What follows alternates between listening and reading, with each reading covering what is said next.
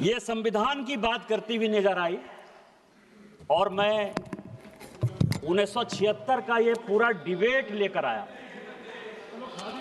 ये संविधान कैसे कांग्रेस ने तार-तार किया, इसका कोई जवाब नहीं। केवल संविधान की ऐसे किताब नहीं होता है कि शिकारी आएगा, जाल बिछाएगा, दाना डालेगा, उसमें कोई फंसना नहीं। उसी तरह से सभी जो है फंस गए चिड़िया। ये संविधान का किताब जो है राहुल गांधी और उनकी पार्टी के लिए केवल एक उसी प्रकार की कहावत है। सभापति महोदय, आप ये समझें, ये 76 में स्वर्ण सिंह की कमेटी बनी 1975 में। उन्होंने सारे इंस्टीट्यूशन को खत्म कर दिया अध्यक्ष महोदय, जिसके लिए आज फिर से लगे हुए हैं। इस संविधान में 121 बार राष्ट्रपति का जिक्र है। इस संविधान में 121 बार राष्ट्रपति महोदय का जिक्र है। आपको आश्चर्य होगा कि एक संशोधन के माध्यम से राष्ट्रपति के सारे अधिकार को कांग्रेस ने खत्म कर दिया। राष्ट्रपति रबर स्टैंप हो गया। राष्ट्रपति जो कैबिनेट कह कर देगी उस पर मोहर मारना उसका अंतिम लक्ष्य हो गया। राष्ट्रपति का इंस्टीट्यूशन खत्म हो गया। इंदिरा गांधी ने इसी वोट चोरी करके जब रायबरेली का चुनाव जीता और जब फैसला हुआ कोर्ट का, तो ऐसा सिचुएशन इस व्यक्ति ने पैदा किया, इस पार्टी ने पैदा किया कि आपको आश्चर्य होगा कि 3 जज को बाईपास करके एक ऐसे चीफ जस्टिस को बना दिया जो 8.5 साल तक इसका मुख्य न्यायाधीश रहा। प्रेस की पूरी स्वतंत्रता खत्म हो गई। इंडियन एक्सप्रेस के एडिटर रामनाथ गोयनका से लेकर सारे लोग जो कुछ को कहते थे, और ये केवल इस संविधान संशोधन में हुआ। आज वो इंस्टीट्यूशन की बात करते थे, यूपीएससी जैसी संस्था, और ये पूरे सदन को जानने वाली बात है। यूपीएससी जैसी संस्था जो आईएएस और आईपीएस और ऑल इंडिया सर्विसेज को पैदा करती है। कांग्रेस का एक कार्यकर्ता बटुक सिंह 10 साल तक यूपीएससी का चेयरमैन रहा। ये यूपीएससी की हालत कर दी इन्होंने। ये चुनाव आयोग की बात करते हैं। इस देश का पहला चुनाव कमिश्नर सुकुमार सेन, जब वो रिटायर होते हैं तो उसको सूडान का ये राज्यपाल बना देते हैं। वीएस रमा देवी जब रिटायर होती है उसको हिमाचल का गवर्नर बना देते हैं। टीएन शेषन जब रिटायर होते हैं तो उसको अहमदाबाद में भारतीय जनता पार्टी के खिलाफ कैंडिडेट बना देते हैं। और एमएस गिल जब रिटायर होते हैं तो वो इस केंद्र के मंत्री 10 साल तक किसी सदन में रहते हैं। किस चुनाव आयोग की बात करते हो? किस ईमानदारी की बात करते हो? किस पारदर्शिता की बात करते हो? कौन सी कांग्रेस की बात करते हो? सीबीआई की बात कर रहे थे। अश्वनी कुमार जो सोनिया गांधी जी और राहुल गांधी का सिक्योरिटी अफसर था, वो सीबीआई का डायरेक्टर बनाया जाता है। रंजीत सिन्हा जो कांग्रेस के अहमद पटेल के यहां रोज बैठता था और जिसकी डायरी पकड़ाई कि उसने कांग्रेस के कितने नेता कब कहां गए, उसको सीबीआई का डायरेक्टर बना देता। कौन सी बात कर रहे हो यार? सीबीआई का यही हाल, आईबी का यही हाल। एमके नारायण को जो है ढोते रहे, कभी गवर्नर बना दिए, केवल कभी नेशनल सिक्योरिटी एडवाइजर बना दिए। किस तरह की बात करते हो? हाँ, हम आरएसएस के हैं, हम आरएसएस के हैं। मुझे गर्व है कि हम आरएसएस के हैं। और आरएसएस के इसीलिए हैं कि ऋण है शरीरों में, ऋण है शहीदों का, मगर कैसे चुकाएंगे? ऋण है शहीदों का मगर कैसे चुकाएंगे? लहू की जब तक बूंद है तब तक तिरंगा लहराएंगे। यही आरएसएस का मापदंड है और यही हमारा विषय है। अध्यक्ष महोदय, वोट चोरी और एसआईआर, ये पूरा डॉक्यूमेंट जो है राहुल गांधी के लिए ही लेके आया। ये 1980 का, अध्यक्ष महोदय, ये 1980 का कांग्रेस का, ये क्या करना चाहते हैं ये देश को जानने वाला विषय है सर। और मैं सबसे पहले ये बताऊंगा, ये 1980 का जवाब है पी शिवशंकर का, कांग्रेस के मंत्री थे। इंद्रजीत गुप्ता जो है उन्होंने प्रश्न पूछा और ये कॉन्स्टिट्यूएंसी वाइज बिहार का ही चुनाव, चूंकि अभी डॉक्टर संजय जायसवाल बोल रहे थे, बिहार के काफी लोग बोले कि एसआईआर के बाद हम बड़े बहुमत से जीत कर आए हैं, आपको आश्चर्य होगा सर कि 324 की विधानसभा थी, 324 की, पूरे लिस्ट के साथ है, मैंने नहीं दिया, वो पी शिवशंकर ने इस फ्लोर पर दिया है। 81 विधानसभा में दोबारा पोल करना पड़ा, काउंटर मांड हुआ था। और इस 81 विधानसभा में यदि आप कहेंगे तो उसका नाम पढ़ दूंगा सर। विश्रामपुर में 50 जगह जो है बैलेट बॉक्स छीन लिए गए रास्ते में आते हुए। पांकी में बूथ नंबर 28 पर जो है सारे छीन लिए गए। रफीगंज में, नोखा में, भभुआ में, दिनारा में, कारातरी में, मसरख में, बख्तियारपुर में, बाढ़ में 81 जगह पर चुनाव काउंटर मांड हुआ था सर। इसी बैलेट पेपर के कारण schedule caste, schedule tribe, OBC को वोट नहीं देने दिया जा रहा था सर। आज क्या फिर से वही वापस आना चाहते हैं?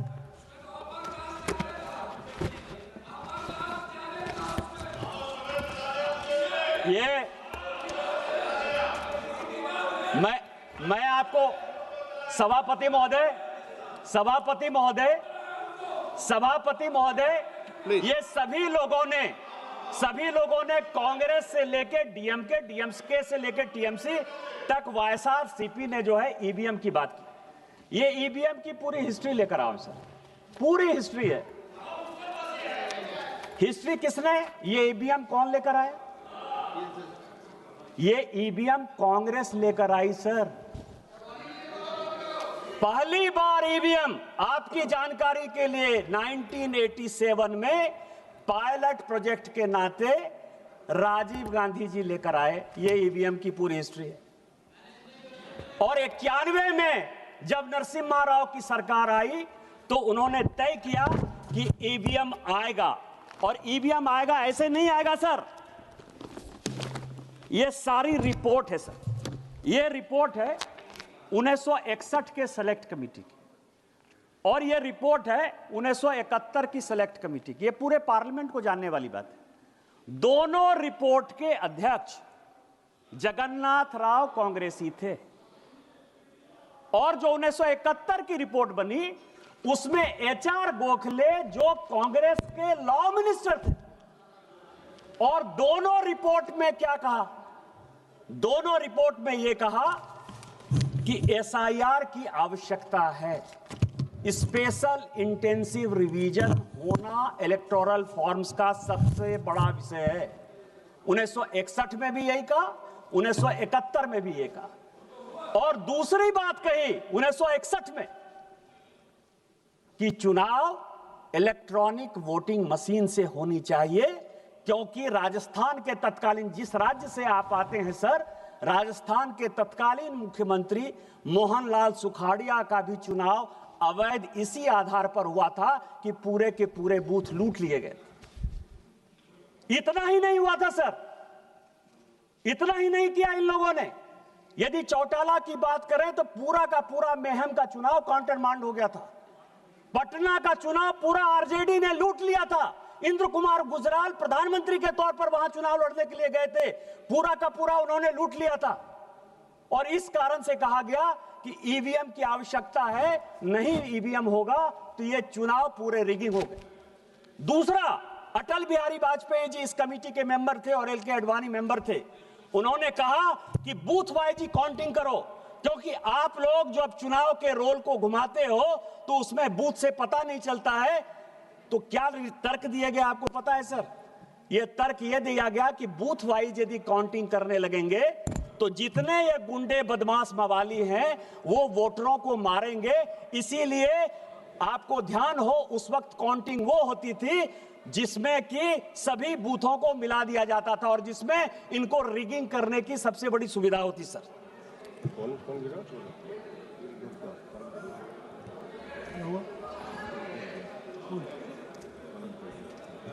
गिरे, ठीक है ना, पेट बुढ़िया। चलो बोलिए बोलिए। अध्यक्ष महोदय, बड़ा ये लोग, मैं आपको बताऊं कि इतिहास के पन्नों को तोड़ना मरोड़ना यदि कोई सीखे तो उसको कांग्रेस से सीख जरूर लेनी चाहिए सर। चलो बाहर ले लेना, बाहर पैर मुड़ा कोई दिक्कत। यदि किसी को इतिहास के पन्नों को तोड़ना और मरोड़ना है तो तो उसको कांग्रेस से सीख लेनी चाहिए। आज कांग्रेस के वक्ता ने बड़ा भाषण देते हुए कहा कि राजीव गांधी जी ने 1988 में इस देश का इलेक्टोरल रिफॉर्म्स का सबसे बड़ा संशोधन किया। और क्या संशोधन किया? 21 साल जो उम्र थी उस उम्र को 18 साल कर दिया।